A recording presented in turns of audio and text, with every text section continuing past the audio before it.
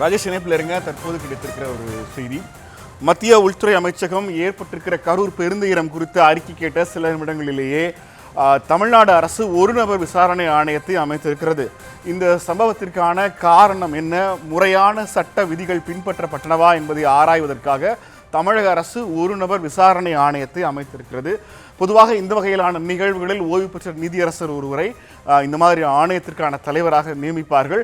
அந்த ஆணையம் எதன் அடிப்படையில் சட்டப்பூர்வமாக அலுவல் ரீதியாக கோப்புகளை ஆய்வு செய்து என்னென்ன காரணங்களை முன்வைத்து இந்த நிகழ்வு நடத்தப்பட்டது, இந்த நிகழ்வில் யார் மீது தவறு என்கிற பல்வேறு விஷயங்களையும் ஆய்வு செய்வதற்காக விசாரணை ஆணையத்தை ஒரு நபர் விசாரணை ஆணையத்தை தமிழ்நாடு அரசு அமைத்திருக்கிறது. அதே போல உயிரிழந்தவர்களுக்கு 10 லட்சம் ரூபாய் நிவாரண நிதியையும் தமிழ்நாடு அரசு அறிவித்திருக்கிறது. நீதியரசர் அருணா ஜெகதீசன் தலைமையில் ஒரு நபர் விசாரணை ஆணையத்தை அமைத்திருக்கிறது தமிழ்நாடு அரசு.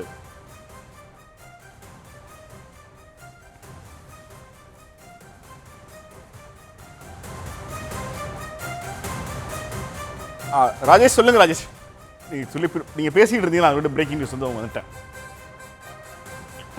ராஜேஷ் நினைப்பீங்களா?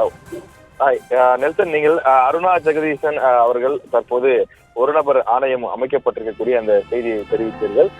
தமிழக அரசு உடனடியாக அடுத்தடுத்து எடுக்க வேண்டிய அந்த நடவடிக்கைகளை எடுத்திருக்கிறது என்ற விவரத்தையும் தெரிவித்திருக்கிறீர்கள். இங்க கரூரினுடைய அந்த நிலவரத்தை பொறுத்தவரையிலே அந்த பலி எண்ணிக்கை மேற்கொண்டு உயரக்கூடாது என்பதுதான் இங்க இருக்கக்கூடியவர்களுடைய அந்த வேண்டுதலாக இருக்கின்றது.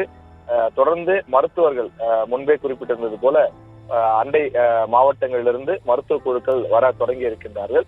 அவர்கள் இங்க இருக்கக்கூடிய அந்த நோயாளிகளுக்கு அல்லது மயக்கமடைந்து காயமடைந்து வந்திருக்கக்கூடியவர்களுக்கு தேவையான முதலுதவி சிகிச்சையை தீவிரமாக கொடுத்து வருகின்றார்கள். ஏற்கனவே இருக்கக்கூடிய மருத்துவ குழுவோடு சேர்ந்து அந்த வெளி மாவட்டங்களிலிருந்து வந்திருப்பவர்களும் கூட தற்போது இணைந்து அந்த மருத்துவ சிகிச்சையை கொடுக்க துவங்கி இருக்கிறார்கள்.